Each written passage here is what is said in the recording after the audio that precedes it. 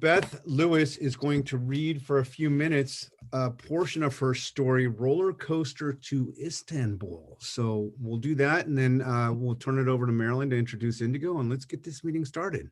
Take it away, Beth. All right, well, thank you. If I wasn't nervous already, now I really am. All right, well, here you go. Roller Coaster to Istanbul. We'll start this right. Janice was flying high. She looked down from the peak of the roller coaster at the toy beach below. Sunbathers looked like Barbie dolls, and children chased psychedelic kites. Everyone seemed to be enjoying the first beautiful Saturday of spring. The thrill of height and speed, combined with the rush of sudden twists and turns, was so much better than the Technicolor drug highs her friends had touted so many years ago. In college, she had satisfied her curiosity and proven to herself the drug highs were not for her. Eric was wrong. She did have secrets, and now he'd never know. At 48 and a half, Janice woke up and decided it was finally time to experience that high again. Not the drug-induced insanity she hated. Just thinking about it caused her to sweat. Not drugs, but the rush of falling. Her best friend had called a couple of weeks before, begging her to take a trip back in time, back to their youth, back to the roller coaster, the psycho sister. Janice had laughed at her. Silly Elaine. Didn't she know it was their kid's turn now? That was just before Eric's birthday, the day he turned 48, the day he turned on her, the day she considered jumping off a bridge to stop her pain. But then she remembered Elaine and chose the controlled descent of the roller coaster. She couldn't disappoint her friend. She was glad now she decided not to jump. Eric probably wouldn't have cared anyway. Janice shook herself out of her self-absorption, only to realize the ride had ended. She was shocked. She had spaced out through her favorite part, the downward helix. "We have to go again," she told her friend. "Of course we do," Elaine replied. "Ice cream first." "No, now," Janice said, staring at her friend with frightening intensity. "Now's good," said Elaine, looking at Janice as if she'd just heard her friend had terminal cancer. "I missed it. My favorite part. Damn bastard made me miss it again." Elaine reached over and squeezed Janice's forearm. Janice smiled at her. "Sorry," she said. "No problem, but if I don't get my ice cream soon, I'll be crankier than you." Janice chuckled, grabbed Elaine's arm, and dragged her back to the end of the line. They stood leaning on the metal pipe rail. Janice sensed Elaine watching her and looked back from the crowd. "He told me I was too predictable." "What?" Janice chuckled. "Yeah, all those years of trying to be what I thought he wanted, and then..." "Did you tell him that?" "Sort of." Janice steeled herself, not wanting to relive the scene, but needing so desperately to purge her thoughts. She wanted Eric out of her head. She wanted to enjoy the day. And when she got back on the Psycho Sister this time, she didn't want to miss that downward helix. It was his birthday, the first one since the kids had moved out. I made his favorite cake. At least I thought it was. He looked at me and said, "Janice, you're so predictable." I wasn't sure what he meant. I still didn't have a clue. Neither did he. I'd been to Victoria's Secret. He'll never know what he missed. Elaine grinned. He looked me right in the eye and said, "I can't do this anymore. I'm leaving." I still didn't understand what he meant. I asked him to explain. Why do I always have to be so damn curious? Why couldn't I have just said, "Fine, bye," and shooed him out the door? Because you loved him. Janice nodded. He told me he was tired of always doing the same things, day in, day out, year after year. Knowing what his cake would be was the last straw. I just stared at him. Then I exploded. I told him I always made him the same stupid cake because I thought that's what he wanted. I drove myself crazy every year looking for a new recipe so I could make his favorite cake over and over and not die of boredom. He laughed at me. He had the unmitigated gall to laugh at me, like I'd made it up or something. All those years, all those stupid, boring vacations, I told him I always wanted to go to Hawaii, Paris. Hell, I really wanted to go to Istanbul.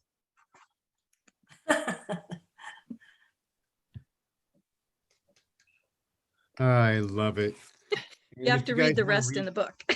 Yeah, you got to read the rest of the Yeah. story. And we have a handful of copies if you didn't get it.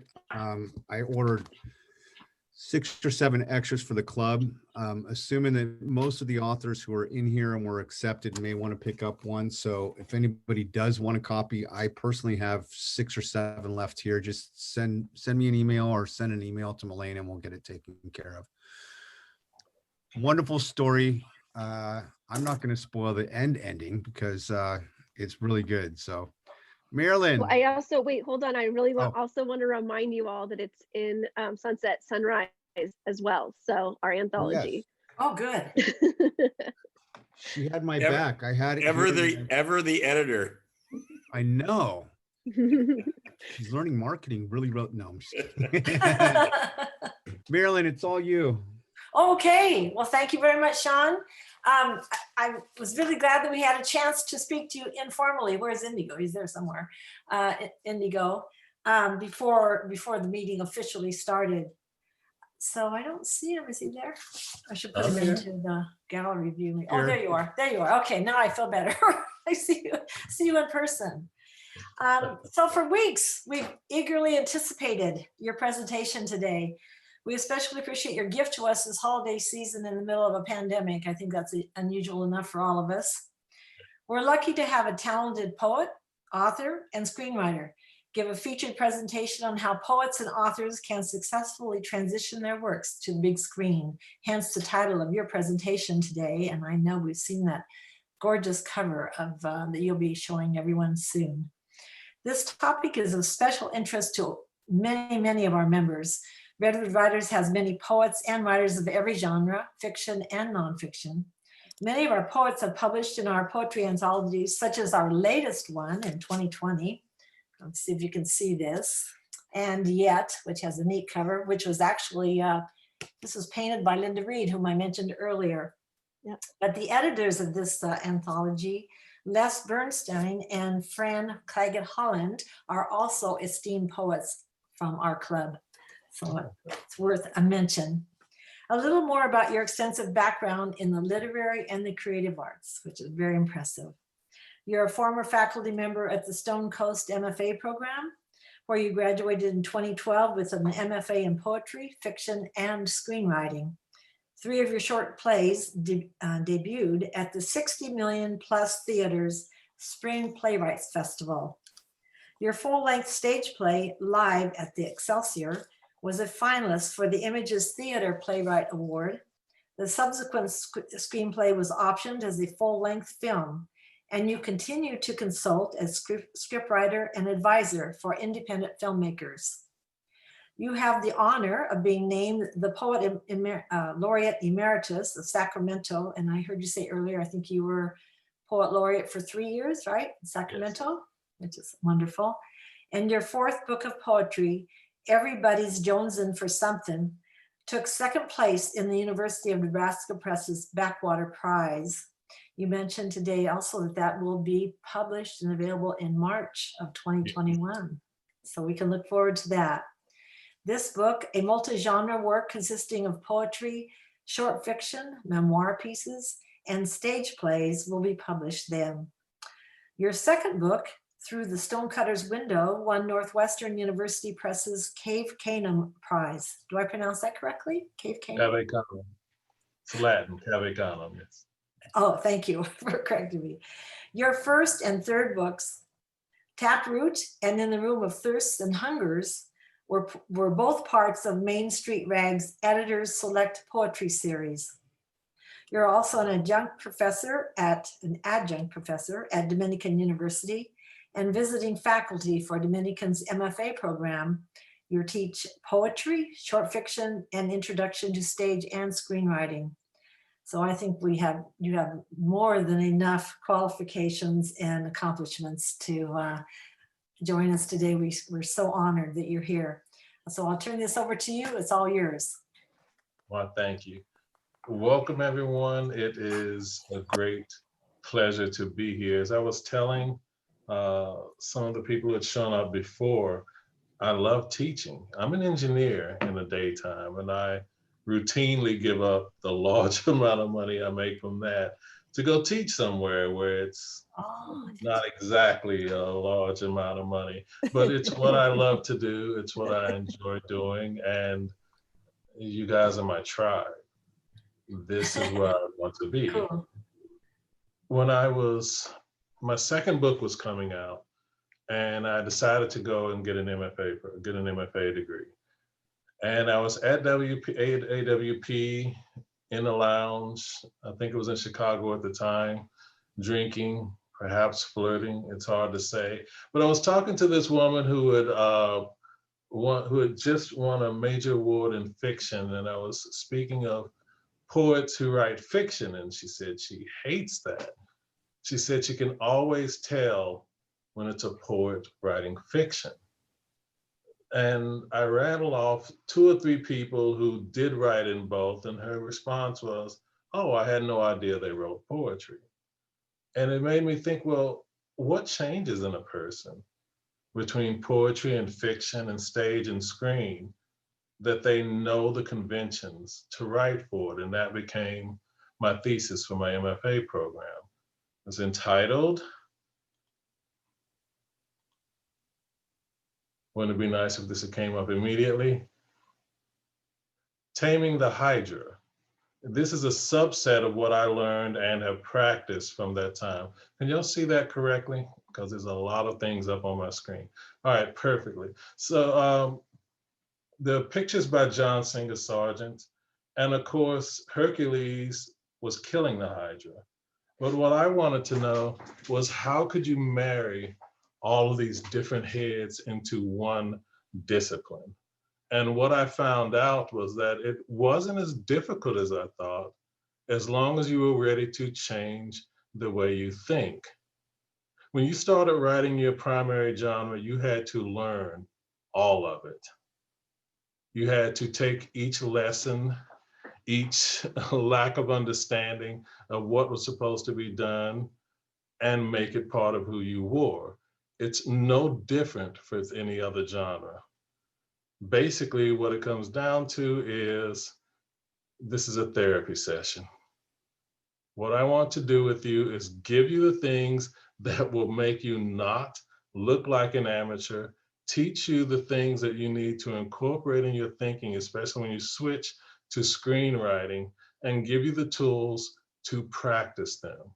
Because just like your primary genre, there's only one way to get better. You have to do it, and you have to read it, and you have to recognize it. We all look at movies all the time, and I'm sure as writers, you recognize when something is done well, and you think about different ways that you would have done it. But what you're probably not seeing is different ways that you could have done it as a screenwriter. And we're going to talk about some of those things today.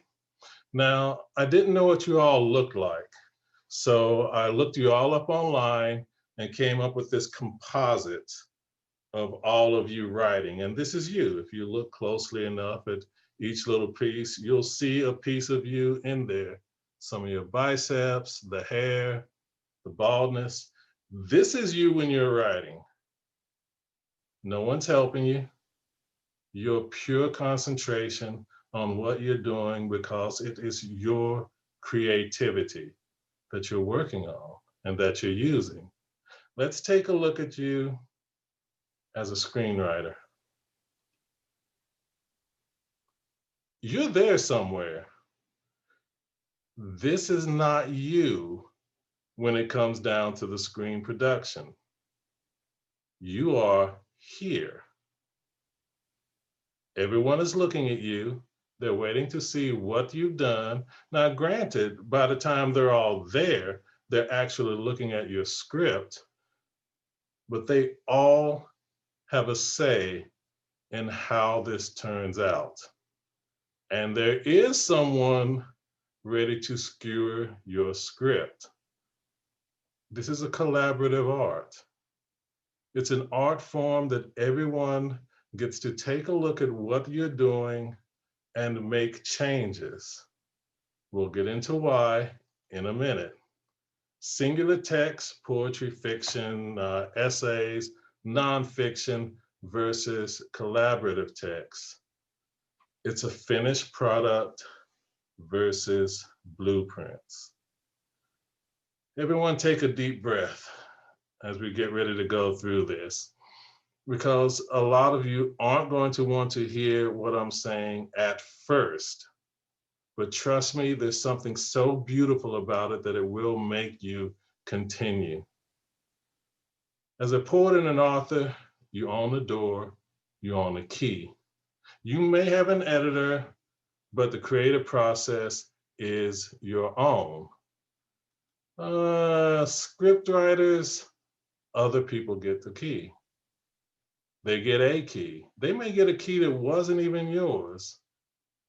Directors and actors, stage directors, lighting, sound, location managers will all determine what it eventually looks like. And there's a very simple reason for that. Nobody wants to parrot your vision. That doesn't mean that they're not looking at what you've done and saying there's something beautiful there.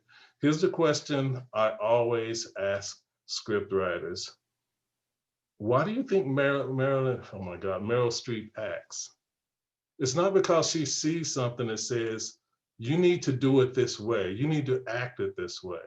She sees something that says, you know what? I can see how that character needs to be portrayed. And the way she portrays it is like no one else is going to portray it. She's bringing her own spin to what you've given her. If you give her enough that she starts creating that character in her head, like all you fiction writers do, you come up with the character and you start devising their background. Actors do that. Directors do that. Stage managers, as they're getting direction, they have an idea and they push it to the director. This is a collaborative art. So, okay, I'm gonna need a show of hands. How many of you are with me so far? And before you raise your hand, with me in understanding that you're giving up some of your power. All right, I'm scrolling through. If I don't see a hand up, there we go, all right. When you are learning to write in your primary genre, or maybe all of you have, or maybe I'm speaking to multi-million-dollar writers, I haven't looked you all up yet, you learned how to get it across to an audience, because this is communication. That's what we're talking about. We're talking about the ability to communicate something in your head to someone else. Normally, you're thinking about the reader, but in this case, you're thinking about the viewer and the director. And just like with your primary genre, there are ways to do it. It is a different land. Don't let this be you. It is so easy to be that person. I mentor script writers, and normally, let me give you a little about me and my experiences in script writing. I was working with a guy who wanted to do, what was his name? He's an actor. It's Matthew Quinn Martin. And I didn't know he had he had a film studio at the time. He was looking at my stage play live at the Excelsior. And he and I had plenty of discussions on why stage and screen were different. What I didn't know was that he was vetting me as possibly being someone who he could count on if he needed to send a script to. And one of the things he talked about was how difficult it was working with first-time script writers who didn't understand that what they gave him was a blueprint. And then through silly mistakes that they made all the time in the scripts themselves. And they set themselves up for this to happen to them. because as he put it, they got beat the fuck up all the time about their screenplay. It was a great idea, a wonderful idea that they had, but they didn't know how to present it to the studio. What I want to teach you now is ways to not be this person. So why conform to new conventions? We're going to breeze through this because I think you understand. You are learning an already proven genre. Nothing bores a movie audience and the directors more than extensive dialogue without use of the visual component. And in addition, telling an actor how to act, where to stand, when to get angry, will get your script tossed in the trash. Because screenwriting is images of dramatic action. I'm imagining that many of you are great with words. You're great with dialogue. But if something can be done in images, it needs to be done that way in the screenplay. There is an awful film that every time I go back and figure out what the name of it is so that I can tell it to students, I forget the name of it because it's an awful film. But they had one image in it that was so profound that I keep coming back to it. It was about this married guy and this single guy, and they were changing places, you know, because each one of them thought the other one had, you know, the perfect life. And you're already thinking, oh my God, I have to go out and get this film. Don't go out and get this film. But there's one thing in it that was so profound. It was the way that they ended up switching bodies. They had been out drinking. They come to this fountain that has a statue in it. We've already known that they're planning on, that they would love to have each other's lives. I think they do. So what do? Like the upstanding classy guys they are, they're pissing in this fountain. And at one point, their streams cross, and the director chooses a close-up on the statue in the middle of the fountain. The music comes up, and we know something happens. And that's it. It took no dialogue. It took two streams crossing levelly into a fountain and a close-up on the statue in the fountain. And that is it. And it was fucking beautiful. You have to remember now, as you're thinking about all the things that you want to write and to talk about, if it can be replaced with an image and it's better, do it. Screenplay considerations. And I call this considerations, but it's more screenplay things you have to keep in mind because they are not as much under your control as they are when you're writing for yourself, for Singular Arts. Locations and settings, not so much. It's not under your control. It's going to be determined by the budget of the film, by where the film company is. I was working on a script, one of the first ones I worked with on with a company, and they wanted to do something called Count Money, which I keep wanting to say Count the Money or Count de Monet, and some of you will understand that from, oh God, I can't remember the name of it, but if you look up Count de Monet, you'll get it. But it was a retelling of an old story, and they told me they wanted an initial script. I'm like, well, what are we talking about here? I can give you a script that's $200 million in a heartbeat, or I can give you a script that's $5 million. What I ended up giving them was something that was much less because they finally gave me the budget of the film, and it's not in production, but it's still in the process of possibly being produced, so I won't say much about it. What you get to tell them is the feel of what you want. Opens up in a school, Victorian school, opens up school, urban landscape. You get control over how your script feels, possibly, but you won't get control over everything in it. There is no point, and we'll look at an example of it later, there's no point in getting into your head that you get to control everything in the setting. It's not yours. Number of actors. This one is not tricky, but again, it's fungible. It's partially your control. You get control over the number of main characters, but that's about it. You can say that something's set in a church, a little bit of foreshadowing for what we're going to look at later, but you don't get to control over how big the church is. You can say it's a small church, but is that important to your plot? They may change it. They may change the location. They may change everything. But when you're producing the script, you have to leave it open for the director to have some idea. Because keep in mind, it's the director's film. It's your blueprint. The dominant element is screen images. Have I said that before? I wonder why I keep bringing it up, that it's images. That's the dominant element and not language. I'm sure there's a reason. Let's take a look at a quick script. Now I'm using a little bit of stage in here because you can easily see the difference between what happens in stage and what happens in screen. So Jack has stayed too late at work and he will be late for dinner. This is how we may think of it in a stage play. And I love using the stage play because this is how we think for the most part. Information is conveyed through language.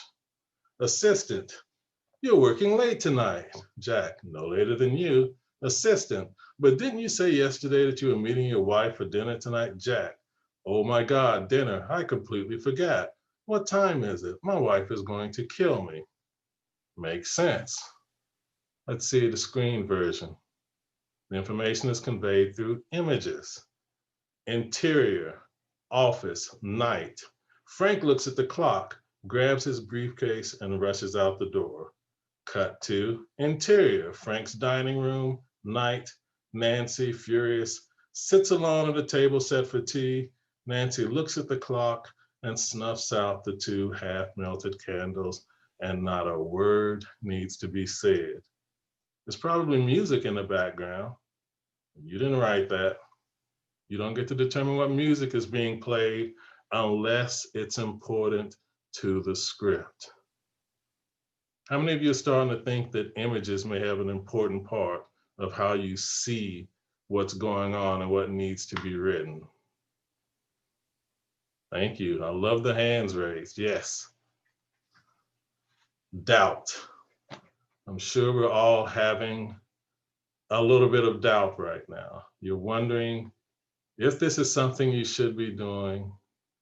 Yes, it's fun as hell, trust me. And we will get to why in a bit. But that's not what we're talking about. We're talking about the play and the movie by John Patrick Shanley. And if you leave with one thing, leave with this.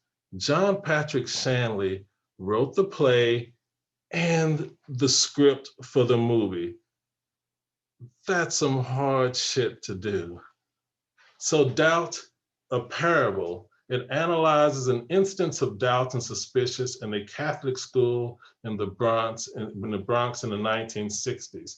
In 9 acts, the play tells the story of Principal Sister Aloysius. I'm sure I'm not pronouncing that right.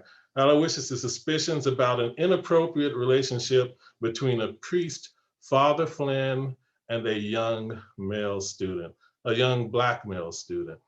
Now, the reason I want to look at the play and the movie is you'll get an understanding, because we've been talking about it, how different it is from a language-driven art to an image-driven art. It's like I said that before. Huh. Weird. All right, we'll take a quick look at this, and then we're going to actually look at clips, and you get to hear me stop talking for a minute. Flynn, this is the opening of the play. A priest, Father Flynn, is in his late 30s in green and gold vestments, giving a sermon. He is working class from the Northeast. Look at the description of Father Flynn, a priest, late 30s, in green and gold vestments, gives a sermon. He is working class from the Northeast, and that's all you get. That's all you need to give. The idea, the feel of what's going on is in your head, and you're getting it across to the director and leaving them room to come up with their own ideas. What do you do when you're not sure? That's the topic of my sermon today. You look for God's direction and can't find it. Last year, when President Kennedy was assassinated, who among us did not experience the most profound disorientation? Now, I can go along and read the entire thing, but look what you get in the very first seconds of it. You get an idea of the time frame. You see the doubt that's going through the priest's mind, and the fact that we know from just the description of what this priest is going to be accused of, that the doubt that he may be talking about is not just his parishioners, but himself. Let's move on and take a look at what he says. If I can stop myself from doing things stupid. All right. What do you do when you're not sure? That's the topic of my sermon today. You look for God's direction, but you can't find it. Last year when President Kennedy was assassinated, who among us did not experience the most profound disorientation, despair? What now? Which way? What do I say to my kids? What do I tell myself? It was a time of people sitting together, bound together by a common feeling of hopelessness. But think about that for a minute. Your bond with your fellow beings was your despair. It was a public experience shared by everyone in our society. It was awful, but we were in it together. How much worse is it then for the lone man or the lone woman, stricken by private calamity? No one knows I'm sick. No one knows I've lost my last real friend. No one knows I've done something wrong. Imagine the isolation. You see the world as through a window. On one side of the glass, happy, untroubled people. On the other side, you. Something has happened. You have to carry that, and it's incommunicable. For those so afflicted, only God knows their pain, their secret, the secret of their alienating sorrow. And when such a person, as they must, howls to the sky, to God, help me. What if no answer comes? Just silence. I want to tell you a story. A cargo ship sank and all her crew was drowned. Only this one sailor survived. He made a raft out of some spars, and being of a nautical discipline, he turned his eyes to the heavens and he read the stars. He set a course for his home, and then exhausted, he fell asleep. Now, as he slept, clouds rolled in and blanketed the sky. For the next 20 nights, as he floated on that vast ocean, he could no longer see those stars. He thought he was on course, but there was no way for him to be certain. As the days rolled by and he began to waste away from fevers, thirst, and starvation, he began to have doubts. Had he set his course right? Was he still going on towards his home? Or was he horribly lost and doomed to a terrible death? There was no way to know. That message of the constellations, had he imagined that because of his desperate circumstances? Or had he seen the truth once and now had to hold on to that truth without any further reassurance? This was his dilemma as he traveled on a voyage without apparent end. I know that there are those of you in this church today who know exactly the crisis of faith I described. I want to say to you, doubt can be a bond as powerful and sustaining as certainty. When you are lost, You are not alone. In the name of the Father, the Son, and the Holy Ghost, amen. All right. Especially with us having an idea of what this priest is going through as he doubts himself. That's incredible. That is a powerful speech. Don't ever do that shit. Here's why. Unless you've got a reason for a person to be speaking like a priest with a long, uninterrupted speech, don't do it. Monologues occur when the normal course of our conversation is broken down. That's great for stage because everyone who came to see that was coming to a stage to see a play, and they are perfectly attuned to sitting there and listening. But we're talking about screenwriting. You have to use the visual aspect. The cuts, the changes from characters, even with someone speaking for that long, there are other things going on that you can write into your script. It should look like a cornucopia from stage to screen, or even from fiction or poetry to screen. By the time it gets to your screenplay, you should have a difficult time seeing how those fruits and vegetables fit into that original form. Using the visual aspect, film has an ability to establish place, emotion, importance, focus, and mood with visuals that the stage does not have, and you should use it. When you're thinking about your script, when you're thinking about a scene that you wrote in a short story, and you focused on a couple of things in the writing, you can close your eyes and think about, well, what else about this scene now? What about the wallpapers that I miss? Now, you won't have control over the wallpapers, but you will have control over telling the director and the actors, this was important. This thing on the floor that I asked you to pick up was important because it exemplifies the type of thing that my grandmother had all the time. And when the audience sees it, they will put them in mind of what I was talking about. It establishes, changes everything from acting to wardrobe to lighting, etc. When an actor is picking up a Pegasus, unicorn, whatever, it changes how they see the character. You don't get to tell them how to act once they see that character, but they know that it changes it and you meant it. Use cut scenes to establish more than one train of thought. So we know that there's Father Flynn and Sister Aloysius, who is the person who accuses Father Flynn of doing something to that boy. But we didn't see her in that first scene, did we? In the first act of that play.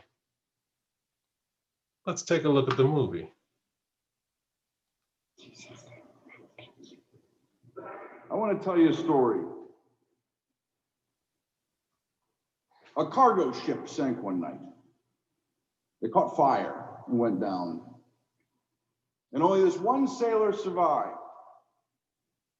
He found a lifeboat, rigged a sail, and being of a nautical discipline, turned his eyes to the heavens and read the stars. He set a course for his home and exhausted fell asleep. Clouds rolled in. And for the next 20 nights, he could no longer see the stars. He thought he was on course, but there was no way to be certain.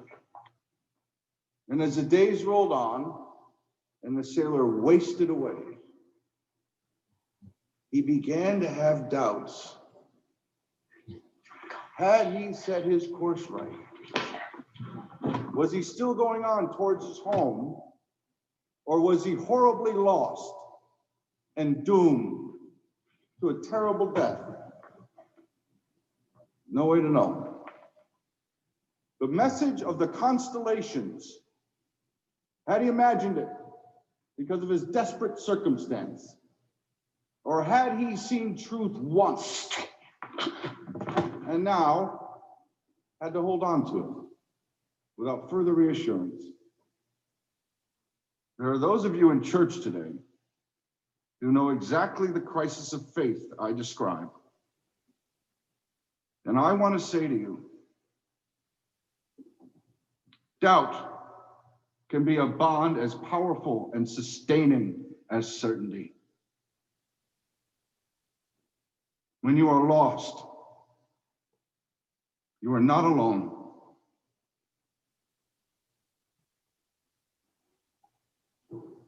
In the name of the Father, the Son, and the Holy Ghost.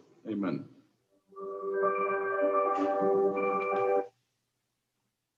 Let's take a look at the script. The exact same passage that I brought to you for the stage play. Well, look how this is written. It starts off the exterior, the streets outside the church, parishioners, all working class people, are walking to church. Everyone is dressed quite nicely. The older women wear hats. The young women have napkins pinned to their hair. The men are in jackets and ties. They've used hair tonic. Some wear hats. People say good morning. This is the type of direction you get to give to the director. You can look at your past if you had a church-going family, and you can remember how they were dressed. But that doesn't mean you have to give everything. You give enough for them to say, okay, this is the type of people the writer wants. You go to the interior of the church, the organist plays. Parishioners fill in and sit down. Notice you didn't tell them how they file in. You didn't have to tell the organist what they are playing.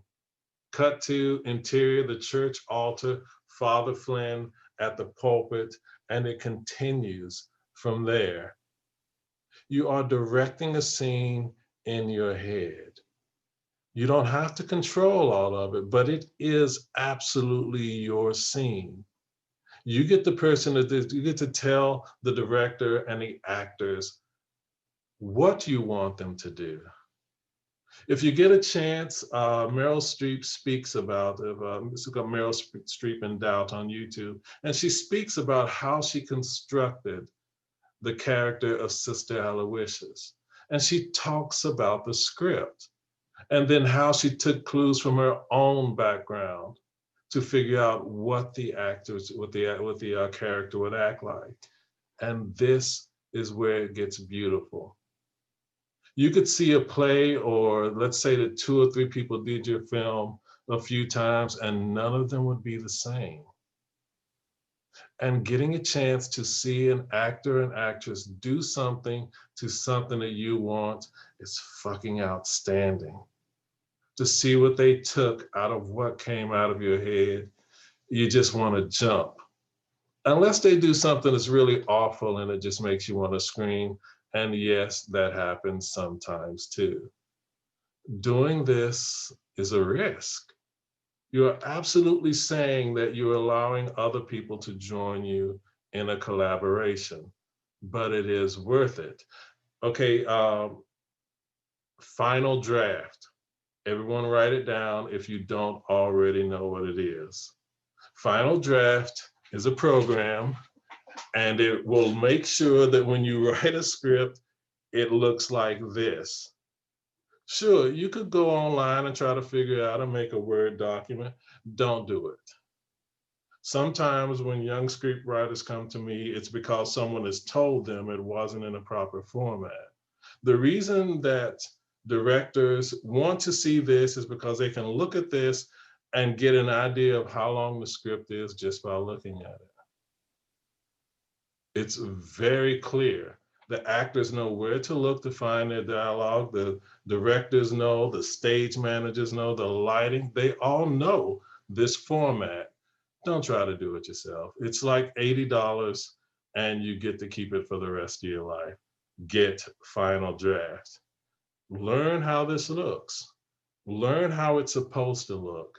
The more you see scripts, and you can get them free online, just look up the name of the movie you want in the script, the more it is that you learn how and become more attuned to how this is written. It's important that you retrain your mind when you're jumping from genre to genre. And I can send you this one, you don't have to get it. Written word can make bad screenplays. Not necessarily because the words are bad, but because, and I know I haven't said this before, film is dramatic action of scenes. It's images. I know, I keep coming back to that. I don't know why. Not making use of the various elements of the screens, cut out scene changes, etc., can make a screenplay look like a stage play, which is great if you got everybody to come to see a stage play.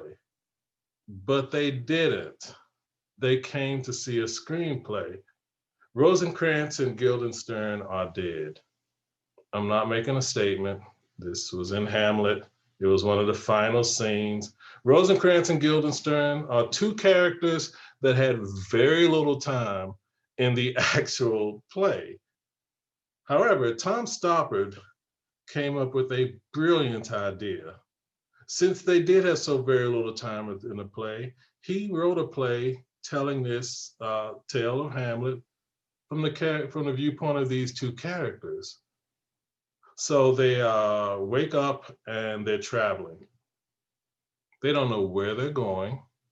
They don't know what they don't even know which one of them is Rosencrantz and Guildenstern. The play is all about fate and predetermination. They are going through Hamlet. They don't know what's going on.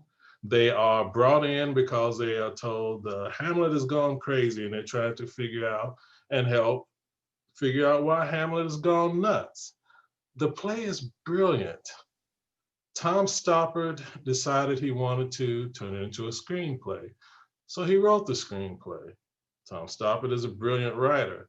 It's not the same thing as being a brilliant screenwriter. No one wanted to do what he wrote. You'll find out why in a minute. He finally got the money and did it himself.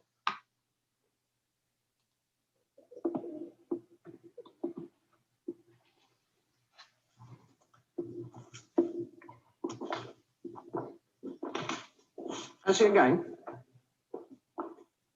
We're spectators. Do you want to play questions? Don't say that. You have to ask questions. Statement one love. Cheating. How? I hadn't started yet. Statement two love. Are you counting that? What? Are you counting that? Foul, no repetition, three love and game. I'm not going to play if you're going to be like that.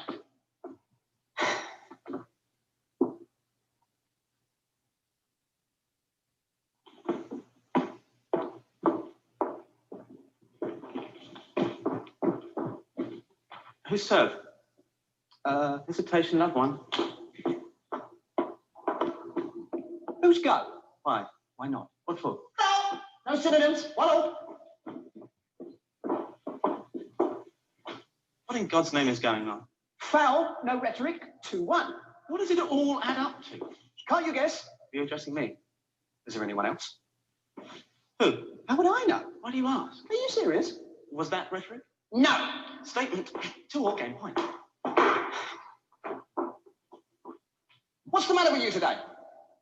When? What? Are you deaf? Am I dead? Yes or no? Is there a choice? Is there a go? Foul! No nonsense. 3-2, 1 game all. What's your name? What's yours? You first. Statement. One love. What's your name when you're at home? What's yours? When I'm at home? Is it different at home? What home? Haven't you got one? Why do you ask? What are you driving at? What's your name? Repetition. 2 love. Match point. Who do you think you are? Rhetoric. Game and match.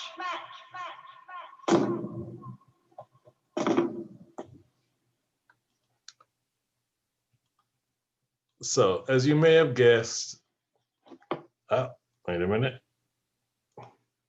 As you may have guessed, a game of questions is simply that. You just have to keep asking questions to win. And it's beautiful. The dialogue is wonderful, except most of the film looks like that. They come to a particular area, beautiful things happen, they never cut away from that area. It seems like it should work, except keep in mind, we're all writers. We have no problems listening to great dialogue and only relying on the dialogue. Moviegoers are going to a specific genre where the images drive the action. That doesn't mean that the writing isn't important, but the images drive the action. The movie bombed big time. You would think because it followed the play so well and the play was so successful. No, you wouldn't, because you know we're here talking about screenwriting and not stage writing. I don't know if Tom Stoppard learned his lesson. I imagine he still makes a lot of money off of the play, but bad screenwriter, bad.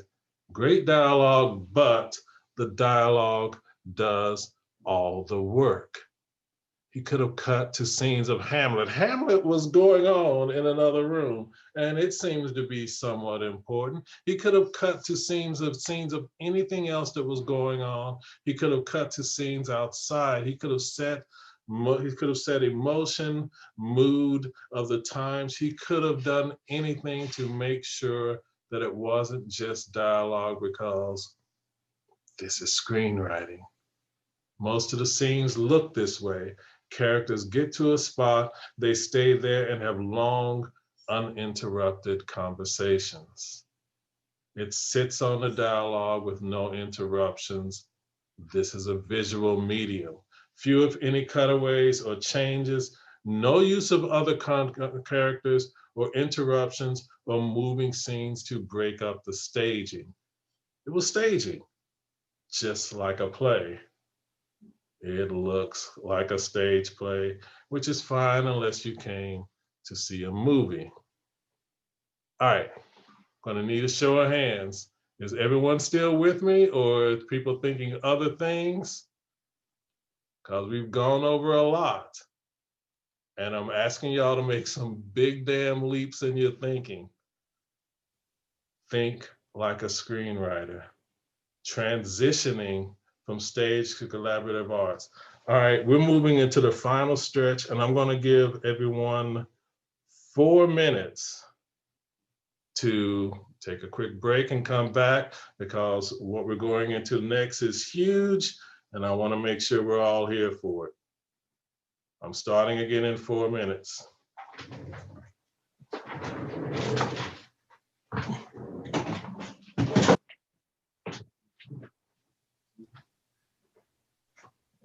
Schmooze amongst yourselves for a moment.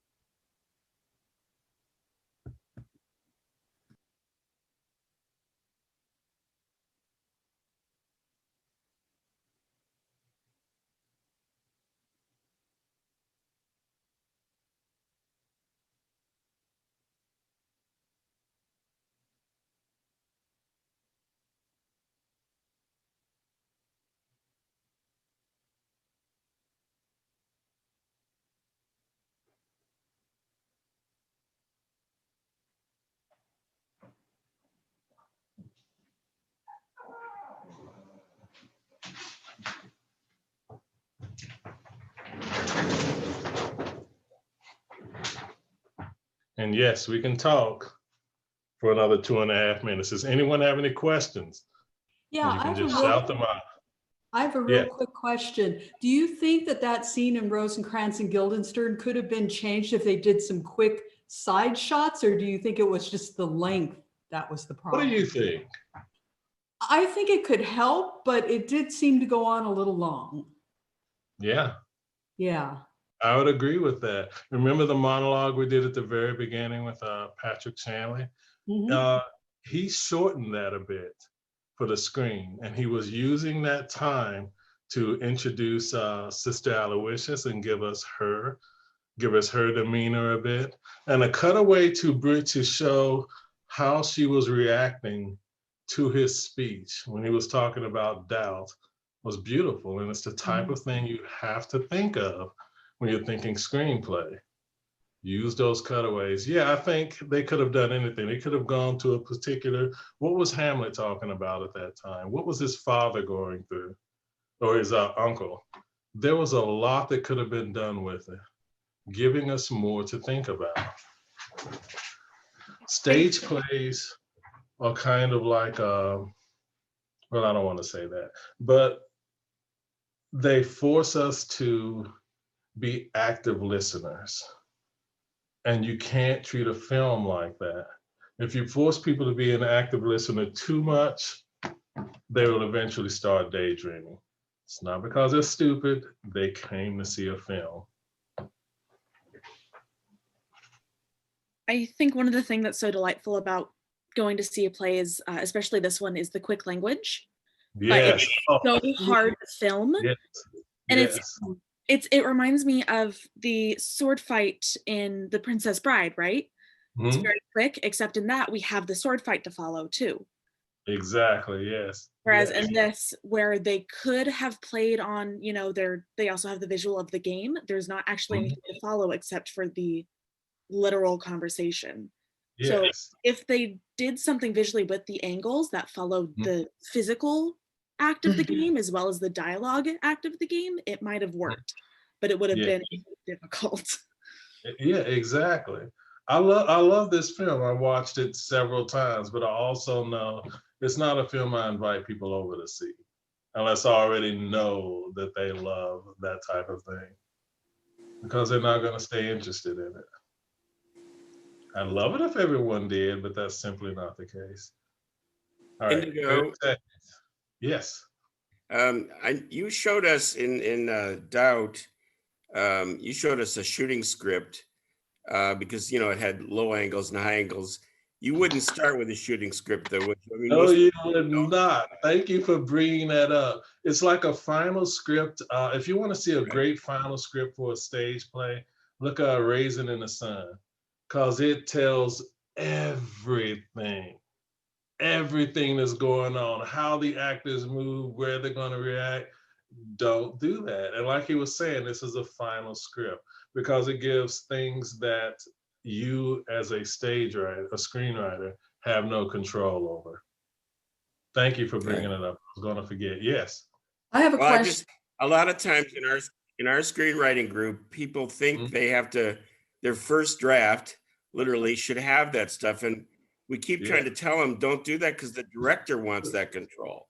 Exactly. The director is as creative as we are. He absolutely is, just like the actors are. And this is a collaborative effort, and Leslie's going to. Oh, no, you're right. And being completely devoid of common sense myself, and having a background in performing arts and having enjoyed directing, I want to do the whole thing. I want to make movies. So You know what? And it sounds like I'm trying to be a smartest, but I'm not. People can do that if they can find somebody willing to take it. But unless you already know a director and have backing, if you want to be a screenwriter, it's like you're saying, you can't put that stuff in. All right, we need to start again. Everyone mute because this is my show. Yes. Oh, I think so. Sean can help me here, but I think you'll need to wrap up fairly soon. Maybe. Yes, within like 3 minutes is what I've got. So. Sounds good. Sounds good. Sorry about that. That's all right. All right, so everyone mute yourselves. We are here. All right. All right, collaboration, no direct control over the actors portray a role or the scenes or anything. That's the director's job. What you have to get used to, you may be involved in rewrites because directors or actors make the decision on interpreting script. In the script, character direction tells more than it shows. And that's what we were talking about. You don't get to tell them how to act. You don't get to tell them what a camera angle is. Now, this is the last scene we'll be looking at. It may take 4 minutes. Sister Aloysius is finally confronting Father Flynn. And I want you to see 3 different portrayals of this. This is the first. You are a member of a religious order. You have taken vows, obedience being one of them. You answer to us. You have no right to step outside the church. I will step outside the church if that's what needs to be done, though the door should shut behind me. I will do what needs to be done, Father, if it means I'm damned to hell. You should understand that, or you will mistake me. Now, did you give Donald Muller wine to drink? Have you? All right, so Donald Muller is the little kid. You see the nun sitting down, which is what I've been told by an actress friend of mine who hates the way Meryl Streep played it because Meryl Streep didn't play it, as she says, like a nun. Let's look at a second portrayal. This morning, before my chat with Mrs. Mueller, Hold on a second. took the precaution of calling the last parish to which you were assigned. What did he say? Who? The pastor.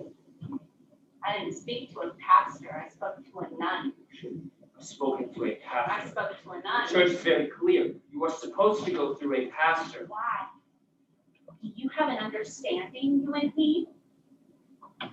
Father Flynn, you have a history. You have no right This to go is rummaging your through my third past. parish in 5 years. Call the pastor and ask him why I left. Not He's the perfectly. pastor. I am my priest.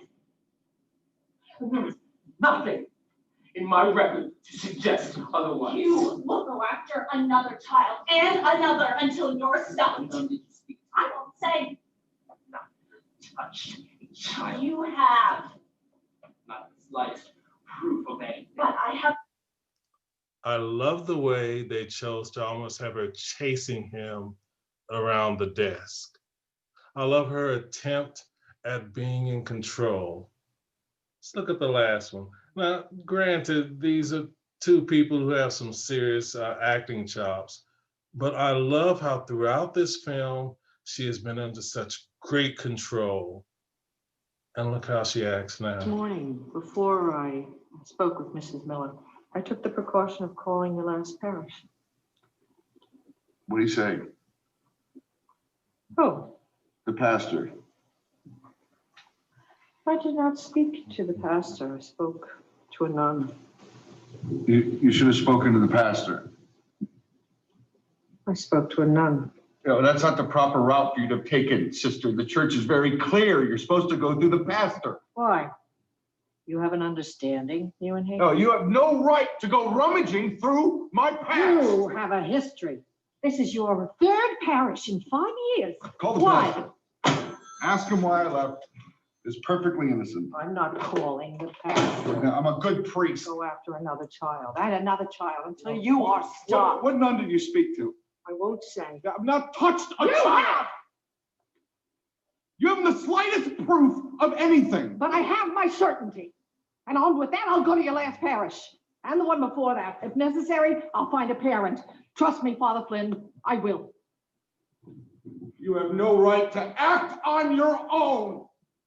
You have taken vows, obedience being one. You answer to us. You have no right to step outside the church. I will step outside the church. If that's what needs to be done, though the door should shut behind me, I will do what needs to be done. Though I'm damned to hell. You should understand that, or you will mistake me. This is why you do it. You do it because you want people like that to interpret your words and excite the hell out of you with what came out of your mind. Now, the last thing I will tell you is how you get there. You will go online, you will find scripts, you will get final draft. I will send these to you. You will look at scripts, you will look at the movies, and you will learn to write that way. If you're a writer, you already have what it takes, the ability to tell a story. Now you just need to learn the way that it's done and maintain it in the formats that lets what you have to say be seen and interpreted by people who want to do it. Simply scripts, screenplays online.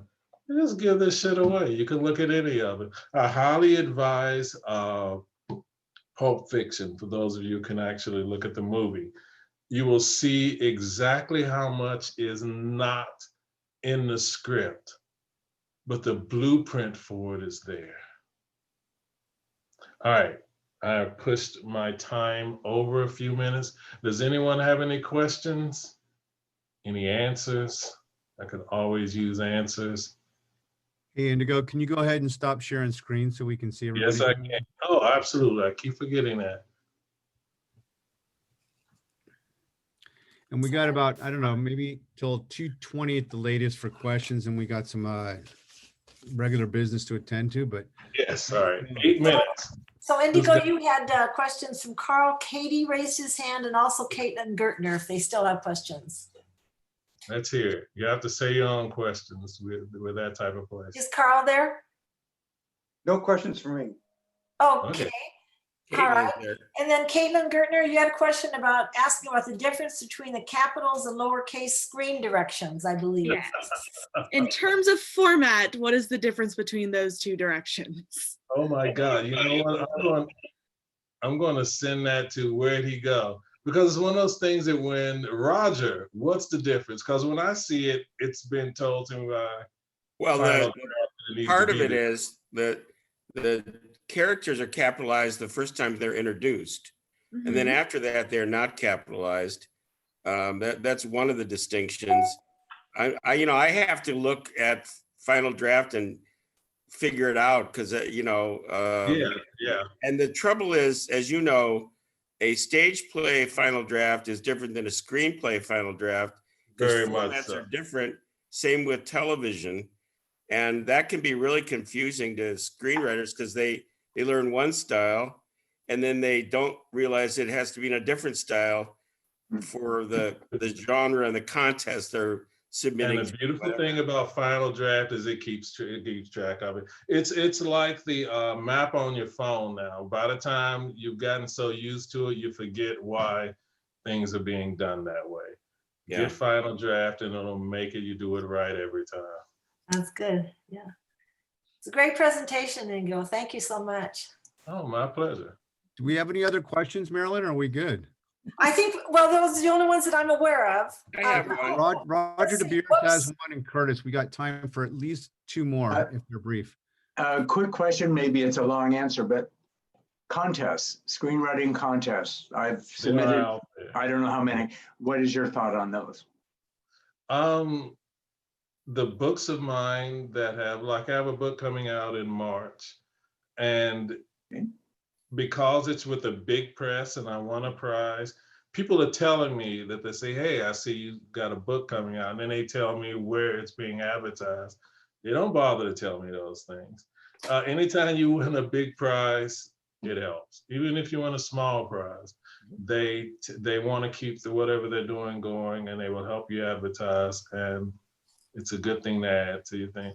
But of course, it's time and it's money. You got to make that decision. How well do you trust this screenplay? Roger DeBeers, did you have a question? Yes, I used to be quite friendly with Gregory MacDonald, a mystery writer who wrote the Fletch mystery series, and two of his books were turned into movies. And when I talked to him, he said, "Never again," because he felt that the actor destroyed the character. Yeah. This is a collaborative effort. It will happen. You have no control over that, because once you sign over the script, please keep in mind you've signed over the script. Natalie Bazell, who wrote Queen Sugar, and I think they made it into an HBO documentary. Luckily for HBO series, luckily for her, she understood this and told them, the one thing I want you to do is fly to a plantation and see what it feels like. Because I read the book, I saw part of the series, they added characters, they took a character out, you lose some of your control. Yes. Roger. I just had Sean, I just had a kind of quick question, comment.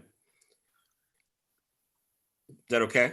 You know, one of the things I found, because I've written both original screenplays and plays and translated books into a screenplay. Oh.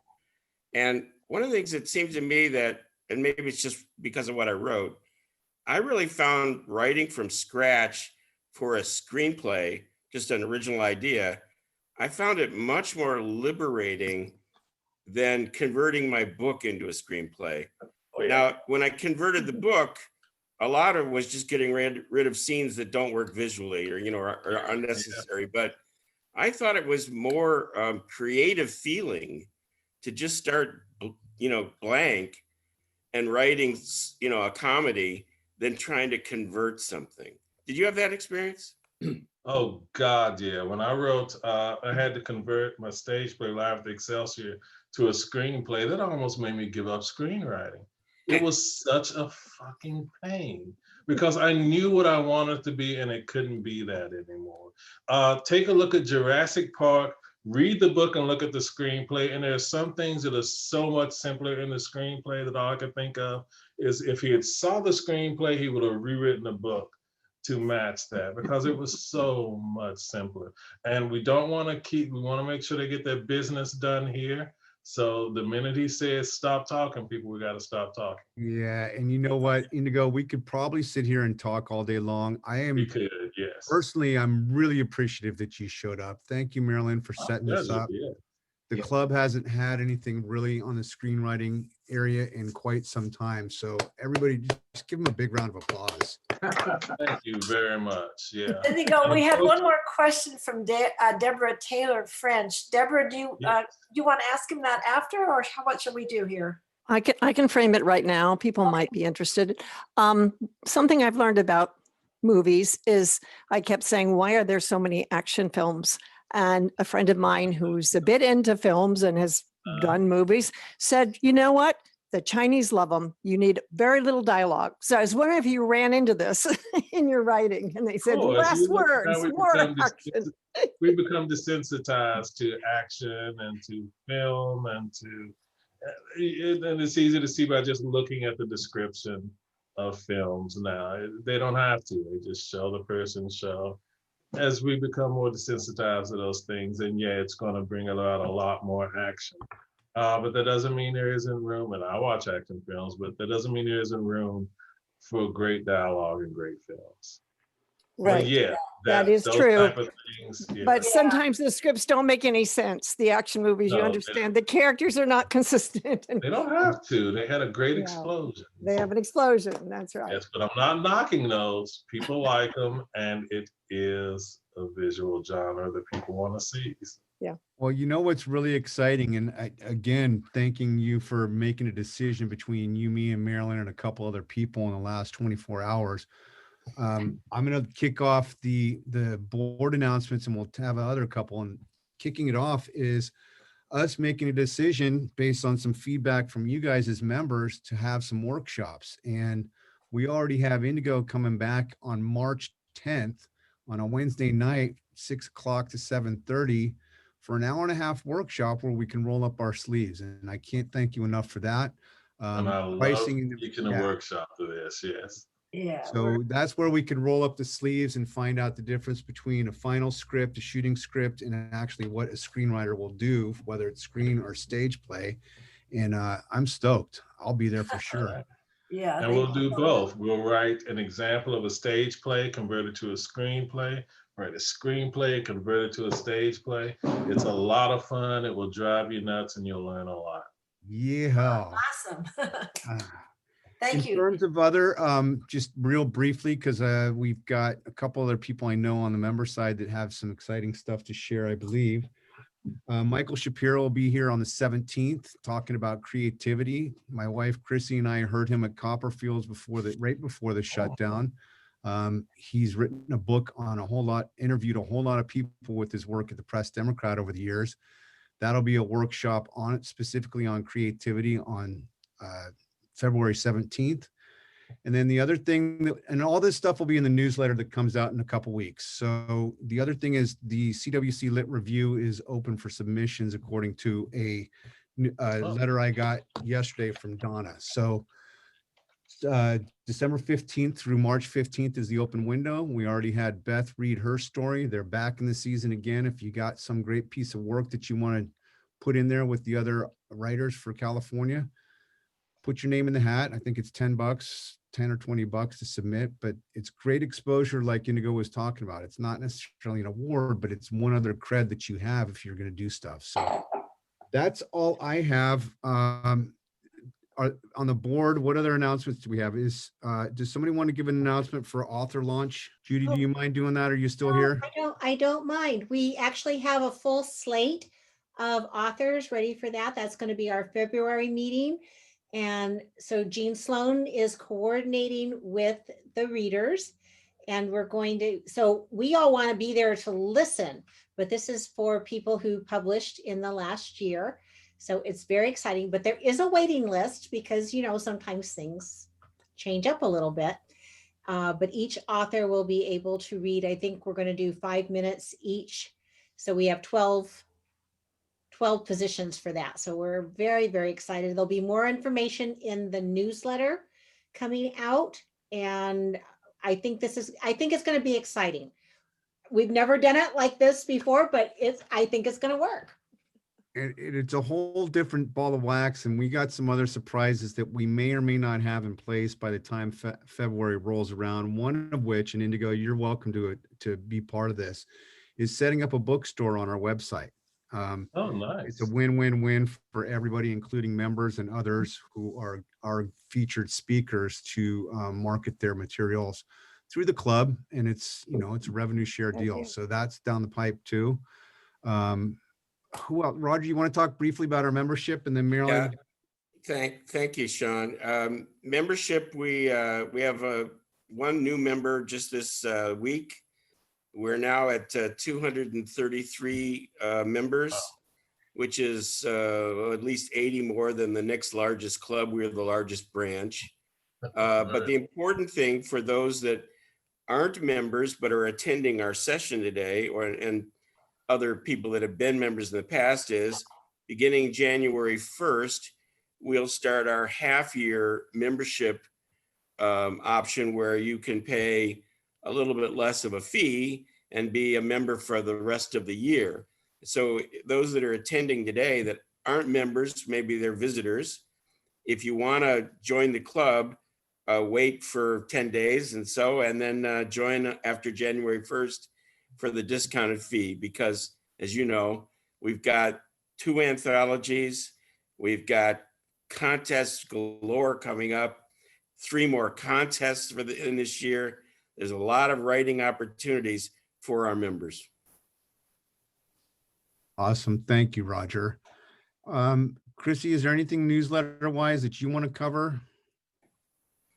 Is she still on here? Yeah, no, I'm here. I'm doing double duty right now. And I just want to say, first of all, Indigo, that was amazing. Thank you so much. Thank you very much. I enjoyed it. I don't have really anything. We do have the newsletter. The deadline has passed. If you sneak something over to me in the next day or two, maybe I'll get it in. So vibes are good. I love it. And then Thank you.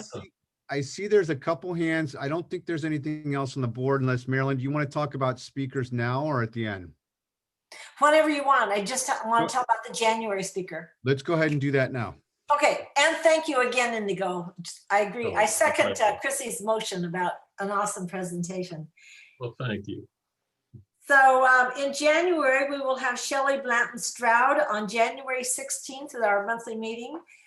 She's think I mentioned this once before, but she has published her first novel, Copy Boy, which is historical fiction / mystery. It's really a great story and it's getting a lot of press, a lot of good press.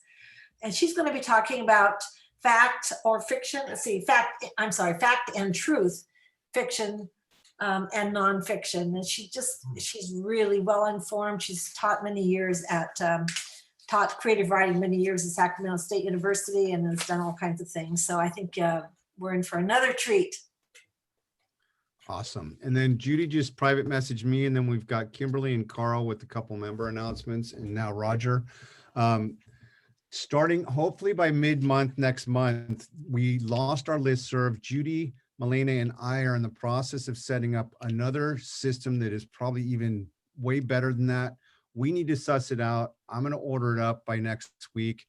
The three of us will vet that. And what that will enable you to do as members is have a way to communicate, much like listserv, when you have a new book announcement and those sorts of things, and some of the other events that we have throughout the course of the year. So more to come on that, but just be aware it'll be announced probably with a separate email out to the membership once we figure it all out, because we don't want to wait until next month for the newsletter. So awesome meeting.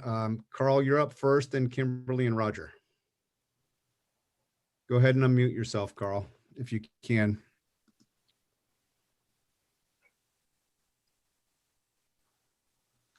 You can do it, yeah. Yeah, Kimberly, you want to go ahead and unmute yourself?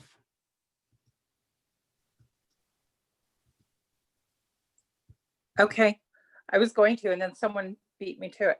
I'm excited. I want to tell you guys about our speaker in Napa. If you'd like to join, it's going to be on Wednesday, January 13th. And her name is Alka Joshi. And I heard her at another branch. She's a phenomenal speaker. Her best-selling novel, The Henna Artist, is a Reese Witherspoon book club pick.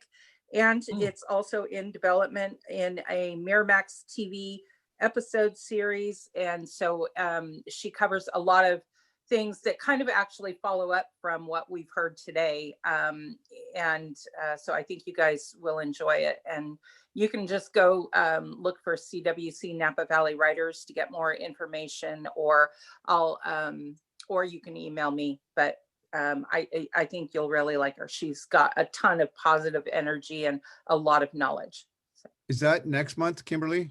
It is January 13th, Wednesday. Yeah. Awesome. What time, Kimberly? 7 o'clock. Okay. Perfect. And then Carl, I see you now. Do you still nod your head if you still have something you want to say, or unmute?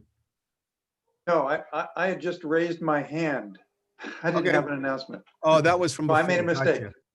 All right, Roger, take us out.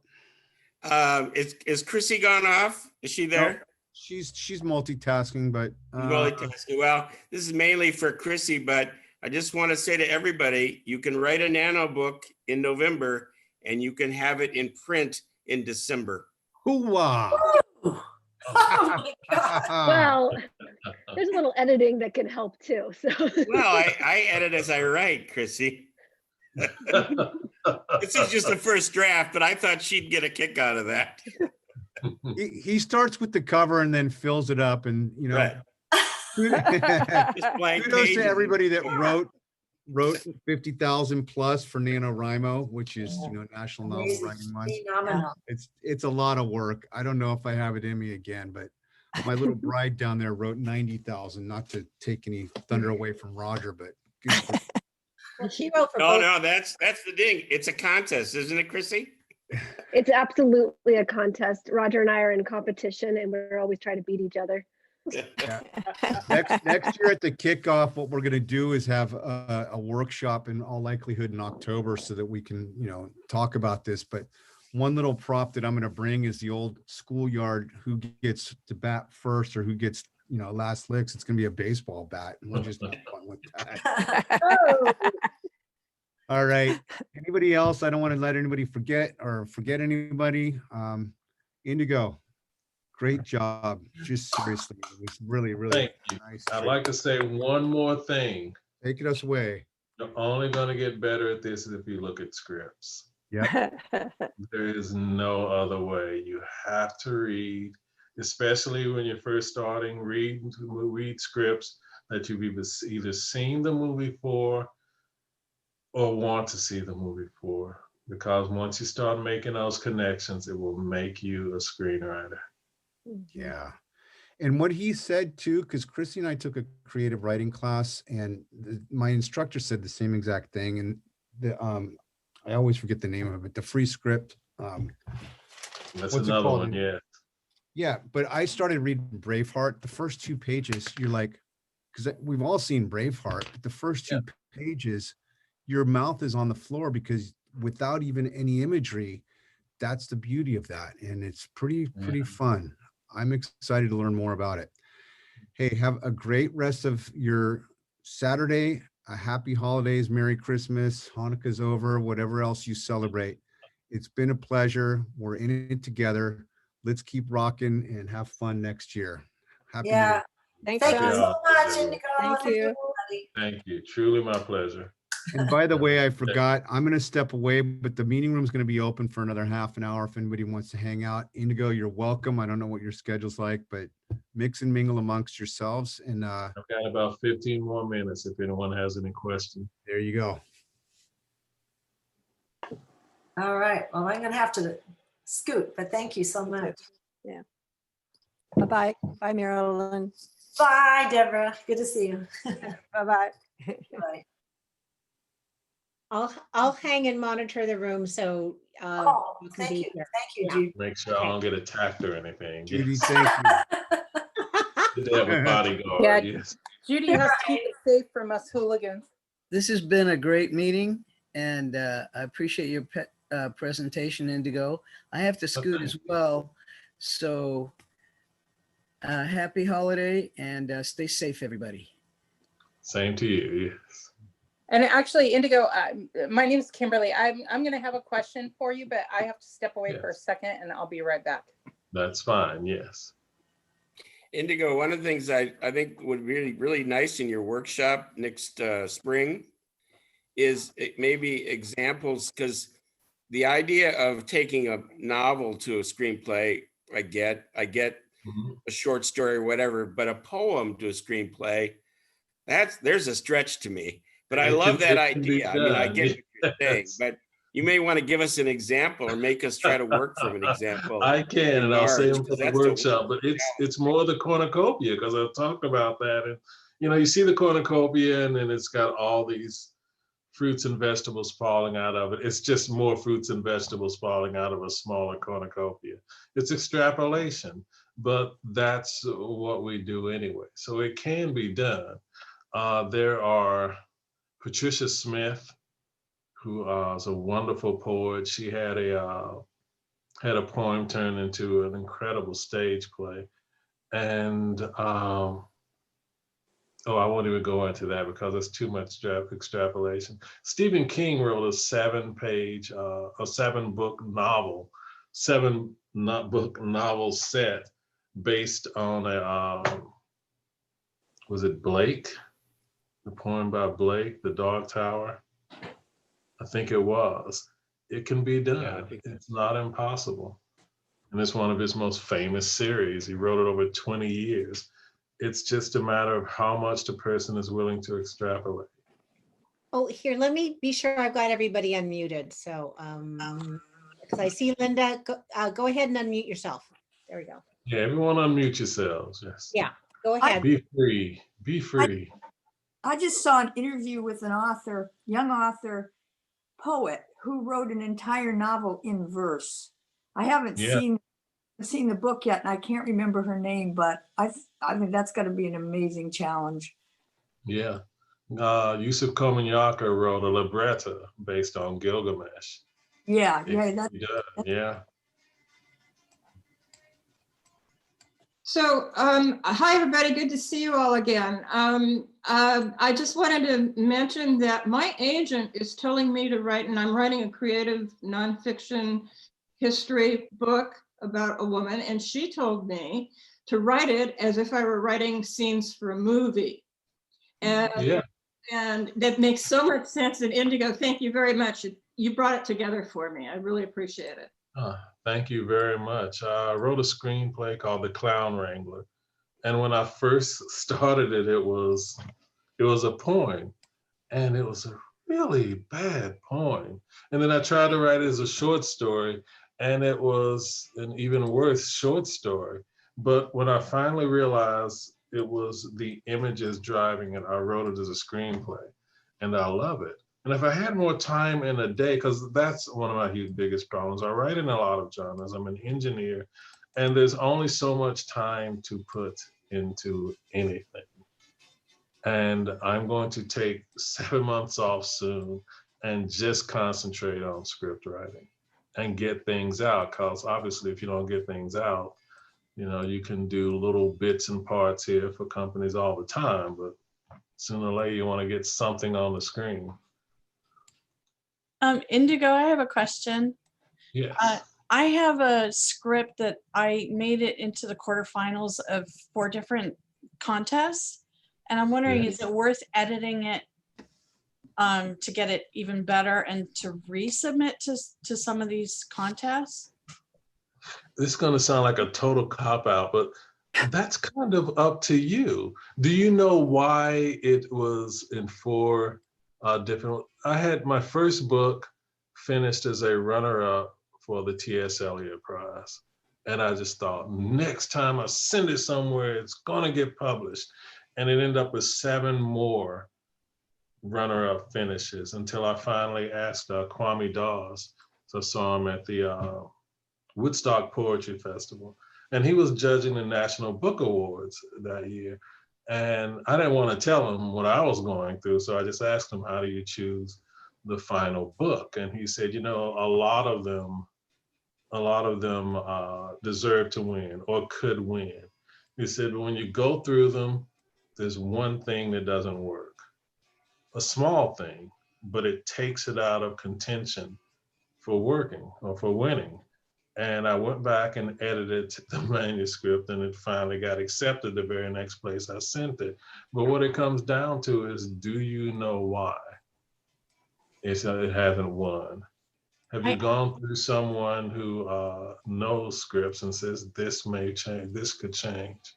I actually have somebody that pointed out some things that weren't working, and but I just didn't know if it's worth it putting it into, because one of them was like the Los Angeles International Screenplay Awards and various ones like that, and I tried to stick with the better contests if I could. But I hear what you're saying. My advice would be, you're a writer, rewrite the damn thing and submit it. Okay, thank you. I tell her the same thing, but she doesn't listen to me. Just do it. Yeah. I just wanted to bring up, so I did some acting when I was younger. I keep telling myself someday I want to learn how to write a 1-act stage play, and I have not done that. And I think that I'm on the wrong coast, because over here we tend to focus, I think, more on screenplay. But I sometimes still get excited when I see a movie. I love movies. I get a little excited when I think, oh, this had to be a stage play. And I go and I do some research and find out that it was. The last one I got excited about was Fences. I have to be honest, I had not heard of that. And I saw the movie and I was so thrilled with it. I went and I bought the script, just so the original stage play, just so that I could look at it and see, where it had moved from. So so that of modern movies, I think has been my favorite. And then we had a speaker at one of our branches a few years ago. He was just in development with a program that I believe is on the Oprah network, Saints and Sinners. And I see that it's online now, and I want to go and watch it. But he was pretty excited about that, and I guess he's worked on screenplays as well. Sterling Anderson, I believe is his name. Yes. Yeah, and he was a really nice guy. So, but yeah, I think I still fall somewhere in the state where I'm still more enthralled by stage than I am just a little bit by movies, but movies have become a thing. Did you see in Iliad when it came to Berkeley Raft and Iliad? It was a one-man retelling of the Iliad, and it was just fantastic. And Really? Wit is another one where it's just I saw one Wit with person has in played. San Francisco with Judith Light, and she was Yes, brilliant. yes. The play was brilliant, and yeah. The one chance that I had, my dream vacation is just to go to New York, skip all the touristy crap, just be dropped right in the theater district for a couple of weeks. On my honeymoon, we went to we actually spent 2 weeks on the East Coast, but we impulsively decided to spend an afternoon and evening in New York, and that wasn't on our agenda. And so I can say that I did get to see one off-Broadway play with an actor that I really enjoy. She's not as well known, I don't think, as she should be, Judith Ivey. And it was a one-woman show. And it was like one of the greatest thrills was just to be able to be, it was a small theater, just being there, you know, being, I think I thrive a lot on that energy. So This, what we're doing right now is where you have to get to if you want to be a good script writer. You have to get to the point where it's just in you, and you just want to see the next one, and you want to read, and you want to find out why it's working. yeah, I tend to write, You look like you had I a don't want to question. dominate the rest of your time, but I tend to write mostly like essay, a personal essay and memoir. So for me, it's a lot of just internalization. Dialogue is one of my weakest things. And what I'll do is, in a short story, I will actually take dialogue, real dialogue from conversations I've had, from emails, from communication. And the funniest thing to me is when I did one piece written from a male perspective, and I literally actually almost took it word for word from a communication that I had with somebody. And I just did enough creative to be able to call it my own, but people's out there telling me that no guy would ever say these things. And I was like, really? Because, you know, we get that a lot in memoir, though. We get that this could never happen. And it's like, well, no, actually it did. Yes. So anyway, I really enjoyed your talk today. Thank you. Judy, it looks like you had a question. Probably the last one. I just recently, I binged The Queen's Gambit. Oh, I love that so much. Yeah. And I kept not wanting to watch it because I thought, I don't play chess. I'm not going to watch this. You know what? I had a hard time convincing my friends to watch the damn thing. I said, it's amazing. Oh, it just blew my mind. And now I'm going to listen. I'm going to listen to it as an audiobook. But what I think was interesting about it, it broke so many preconceived notions about women. Yes. I'm a little bit younger than the character. So I remember some of the stuff during that time, but I thought the visuals in that, you know, there was so much black and white in terms of their clothing, which was, you know, echoing the chessboard. It was phenomenal. And the geekiness of the guys, and then her approach was very different than everything else's. So and again, that is not in our control.